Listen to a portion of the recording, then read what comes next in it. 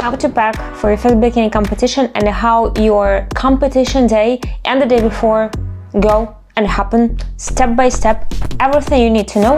You will leave this competition day with me and get a checklist. If you are looking to get the PDF list, please do use the link below. You will get a generated list with all the tips, the PDF guide about what to take with you so that you don't miss anything. Trust me, it is very easy. Let's do a quick overview of the timing that you will need for your competition weekend. A competition usually happens on a certain day, Saturday or Sunday. This day is for competition only. The day before, you would usually arrive for an athlete registration. You may travel on the day or the day before. So I would speak about 3 days. A day before you travel when you pack, a day when you arrive, get your first coat of tan and register, and competition day. Usually you would travel back home on a competition day. So, run of the show. What happens? What happens on the timeline? A day before your travel. I would advise you to pack a day before you travel. Come nicely so that you don't forget anything. Competitions usually happen in quite remote areas. Today I'm on Arnold's Sports Festival UK and it is happening in the central area, but my previous competition were happening in Maidenhead, UK, where there is nothing, not even a supermarket, not a single vending machine around the venue. So if you forget anything, it's very likely you won't be able to get something. I was competing in Warsaw 2 weeks ago, and it was in town of Montаж in a huge expo area. Again, no groceries, no shops, nothing reachable within a walking distance. So you don't want to forget anything the day before and pack nicely. You dedicate the day for packing. Then you would travel to the venue. If you fly, it is ideal to fly 2 days before the competition. The reason for that is because flying can promote water retention. It depends on people. I personally drop water when I fly, but some people don't. If you don't know or you know that you retain water when flying, it is ideal that you get yourself 1 day buffer so that even if you get some water retention after your flight, there is still one calm day between your arrival and the show when the water goes away nicely and easily. So a day before the competition, what happens then? 2 things. You would go into athlete registration. Athlete registration is a very fast and quick procedure that is necessary even if you registered online. So before the competition, you would register online, you pay your fee, you know where you're competing, but you still come to the athlete check-in. What happens to the athlete check-in? You arrive, they will check your NPC membership. This list, now important disclaimer, I compete in NPC and everything I say happens in NPC league. I believe that it happens same everywhere, but there can be some small details. For example, if you are an NPC athlete, you need to have your NPC yearly membership to compete. It's valid for a year and they check it strictly at every single competition. At every single competition I've been, they would check this NPC membership. It is ideal to have this website link in here on your phone open. Then on the check-in, they'll check that you registered. They will give you a form to sign. If you're a bikini athlete, they'll measure your height. So based on your height, they will assign you to a certain division because some of the divisions are height dependent. For example, open divisions, I've been to novice that have different height divisions. And sometimes you'll make a picture and that's it. This is a very quick procedure, but it's ideal to be late in there. Ideal to arrive beforehand so they're just done. What happens if you come late? It's very different. I would say that normally if they are checking in another division, like you, for example, you're a bikini, but then they would check men's physique after you, they will likely allow you to check in still. You also get your number. So it's a small plate, and it's very important to keep it with you and place it on your bikini on the competition day. You will also receive a pass or a bracelet. Quite often they would mark you as a competitor so that you can enter backstage. Backstage is the place where competitors prepare for the show, and it's strictly closed for any public if they're not competitors or coaches with special passes. The second thing that happens the day before the show is tan. Tan is this dark coating that you have on yourself on stage, and it is necessary because lighting on stage is extremely strong. It's white and it's very powerful. If you would just stay under this lighting being just as you are, you look white and flat. You'll be like literally a white flat spot, which does not allow judges to see your muscle and your curves. So, and dark tan, it consumes a bit of light and it highlights the shadows on your body. So shadows bring this nice texture, and this is how judges can better look at your physique. You'll also have glaze on you, so glaze reflects the tan, and it's ideal to have glaze on some areas of your body, so it helps to see the structure of your body. Tan can be of two types. They may do 1-layer tan or 2-layer tan, and it's just dependent on the show. Usually a show has their own tan provider, so there would be a company that provides tan, but usually there would be like a company that applies tan, and there are like different companies. The company who applies tan, it's up to them to choose their approach. I've been in the UK, all the shows have 2-layer tan. I've been to Poland and I was using 1-layer tan, so it means I won't apply anything beforehand, and I would only apply all the tan on the day of the show, and I loved it. It was so much better, but you don't choose. A question: do you choose a tan from the specialist or yourself? I would highly advise to do it with a specialist, or if you have a friend who is experienced in tanning and will help you in the hotel the night before and will help you in the backstage. It is extremely hard to put a tan on yourself. You can train. Ideally, you would buy a kit and you would train at home to do so, but I believe there is so much risk, but it's your choice. Many athletes do apply their tan themselves. So on the day before the show, if you have a 2-layer tan, you would go and apply this tan. What happens is that you arrive to a tanning area on the designated time. By the way, the tan is usually paid, and you leave all your clothes in this area in a special box. You are completely naked, 100% naked, including removing of all your jewelry. It's important to be completely naked because do you want to be tanned like everywhere? Like even there, even in all spots you want to be tanned, because bikini is such a tiny piece of cloth that it's just impossible not to tan any area of your body, and you want to be 100% confident that everything is well tanned. For the jewelry, you want to remove it because it'll just get dirty. You may cover your nails with wax, they may cover it themselves, so that, especially if your nails are light, so that your polish does not absorb the tan. You would also cover your hair, and they will give you a cap, but it's nice to have a cap with you, especially if you're blonde. If you are blonde, you don't want to have any single piece of your tan on your hair. If you are not blonde, it's still fine not to have any tan in there, so you would cover your hair with a cap, and they will apply the tan. Once they apply a tan, they applied it like sort of a booth, and they tell you what position to take. Then you move to another booth where it's dry out. It roughly takes 5 minutes, and then you dress up and go.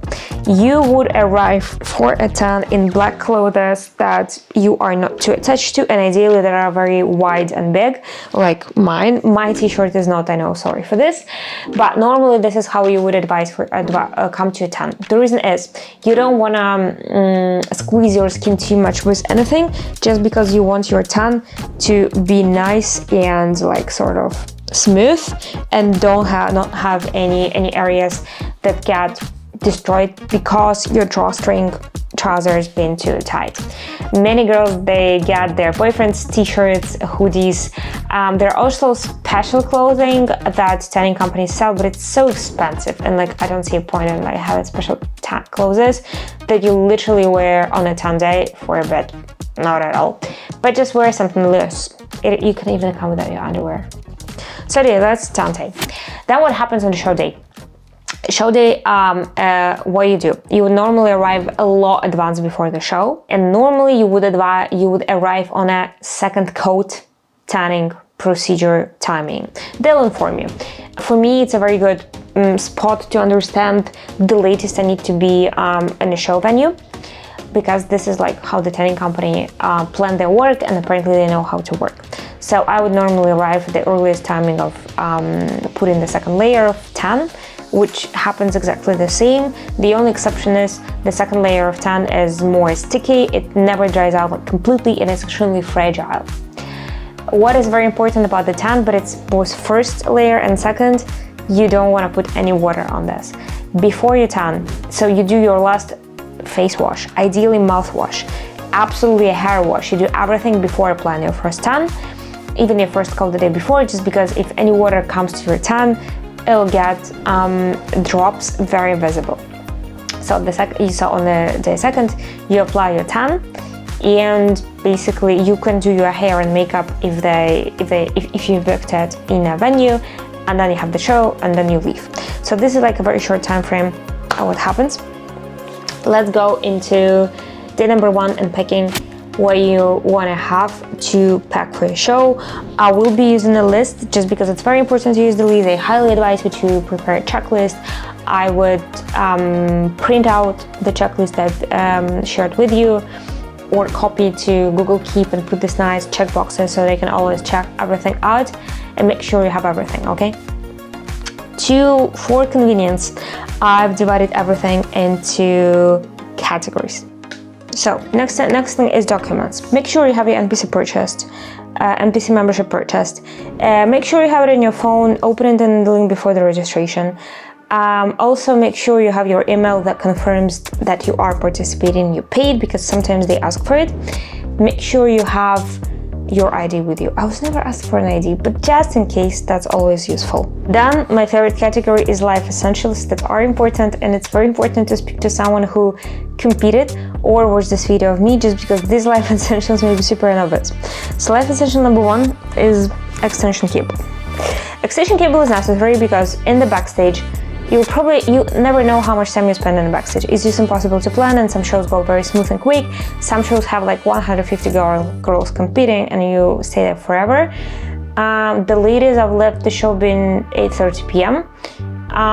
So you wanna have electricity with you, and obviously in the backstage there is no like sockets everywhere. So you wanna have your extension cable, so even if the socket is very far, you got your extension cable. And also because you can charge all your devices. For example, you have a number of phones, cameras, laptops, everything from one single piece.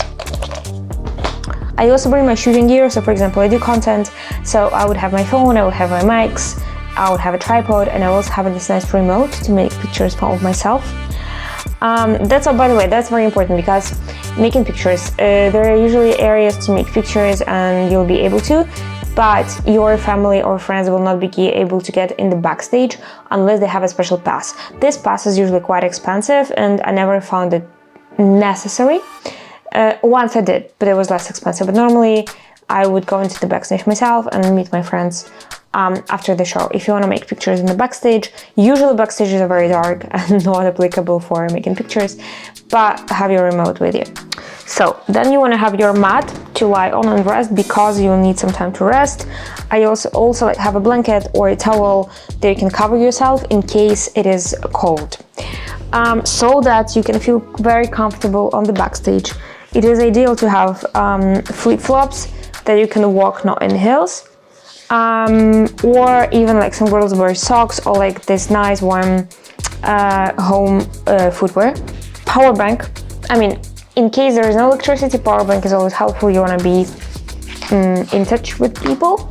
Robe. So robe is something not extremely necessary. If you have any zipped hoodie, it's also nice, but the robe just keeps you covered up and not necessarily wear a bikini, or sometimes if you want to get from the backstage into the more public area, it is awkward to wear a bikini in this public area, so it would be nice to have a robe.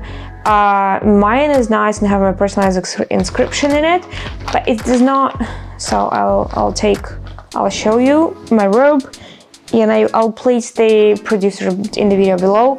This company is amazing. I love them so much. I am not recommending my bikini. And if the producer, one of the most famous UK bikini producers is using this video, all the crystals went down, so I'm not willing to advertise them. Next, you want to have your pumping bands and pump yourself up, get more blood going into your muscle, so your muscle becomes more round, more well shaped and defined.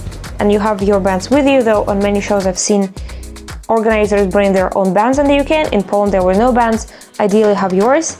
Also, just know you can lose them. They're like so easily spread around the show, and I've been using organizers' bands, but then in Poland I was using my bands and I left them in the backstage, and then I saw some other people using them. Probably, I don't know, not thinking if they are someone's. I don't mind, absolutely. Just know that you may lose them. So if you have any fancy bands, don't bring them. Another lifesaver, so you want to have your food with you. I have packed all my food in my containers. I traveled for 2 days to the Arnolds.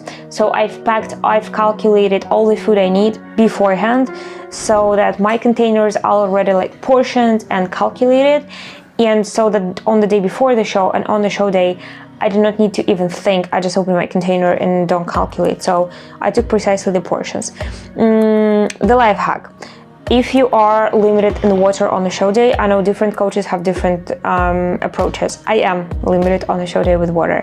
You can take lemon with you, like tiny slices of lemon. In case you're extremely thirsty, you put a tiny slice of lemon into your mouth. You can use sweetener on the top, so that it does really help with this thirst that attacks you badly. Something that they always, if you are staying in the hotel, something that they always advise you to bring as dark bed sheets. It does make sense.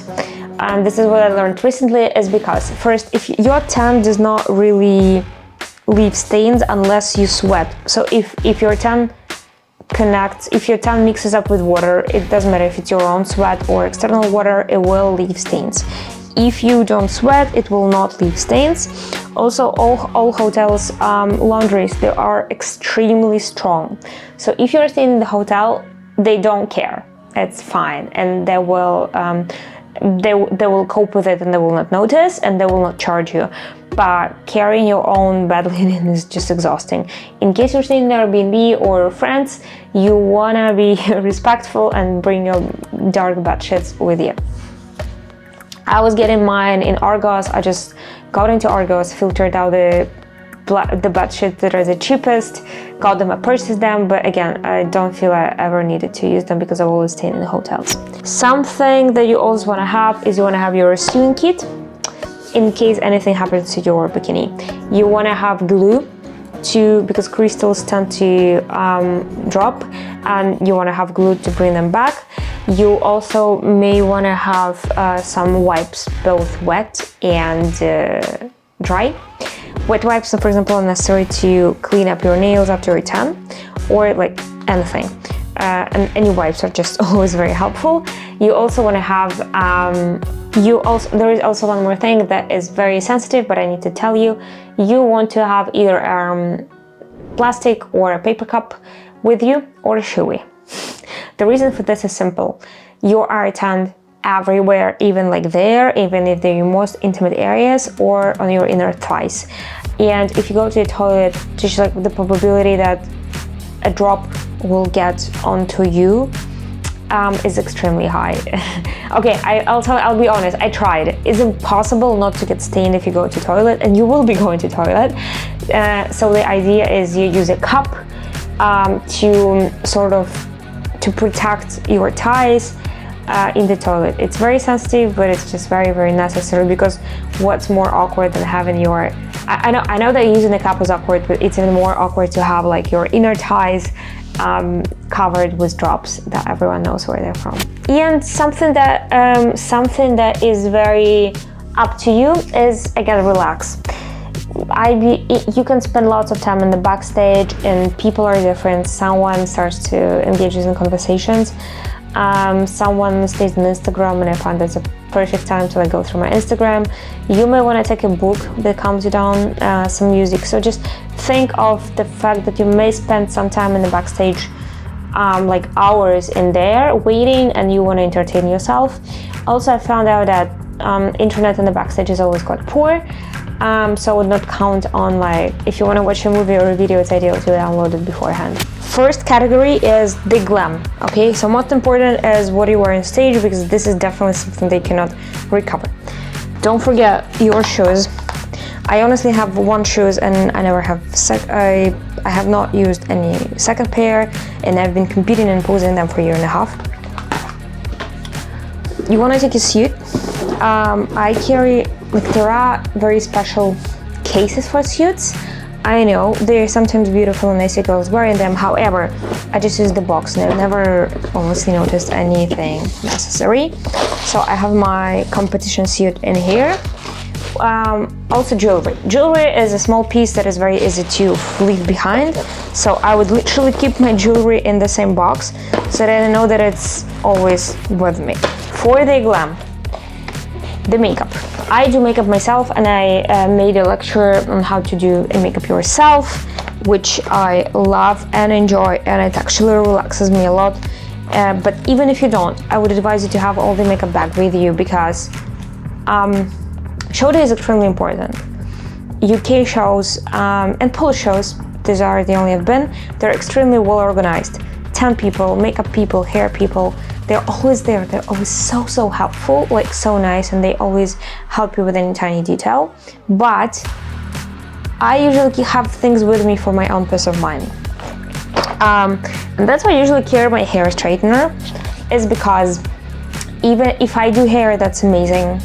But if I don't do hair, or if for this time of the Arnold, there was simply no spots for hair, anything happens to your hair, straightening it out is a very easy way to make your hair nice, smooth and straight, and something that you can always cope with, just in case. I just want to make sure that my hair is nice and straight. You also want to have a hairspray with you.